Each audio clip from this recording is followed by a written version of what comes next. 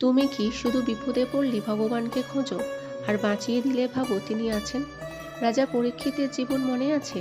যখন তিনি মাতৃগর্ভে অশ্বত্থামার ব্রহ্মাস্ত্র তাকে ভস্ম করতে যাচ্ছিল, তখন স্বয়ং কৃষ্ণ এসেছিলেন। মায়ের গর্ভের ভেতরেই কৃষ্ণ তাকে রক্ষা করেছিলেন। কিন্তু যখন ঋষিপুত্রের অভিশাপে 7 দিনের মৃত্যুদণ্ড এলো, তখন কৃষ্ণ কোথায় ছিলেন? কেন এবার বাঁচালেন না?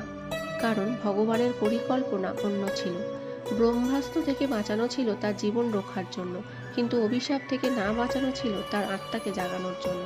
সেই 7 দিনেই তিনি শুনলেন ভাগবত, পেলেন মুক্তির পথ। ভগবান সবসময় রক্ষা করেন না বিপদ থেকে, কখনো কখনো রক্ষা করেন অজ্ঞতা থেকে। কৃষ্ণ যদি প্রতিবার বাঁচিয়ে দিতেন, তবে পরীক্ষিত কখনো জাগতেন না। যেদিন ভগবান চুপ থাকেন, সেদিন হয়তো তিনি দূরে নন, তিনি তোমাকে প্রস্তুত করছেন। তুমি কি প্রস্তুত?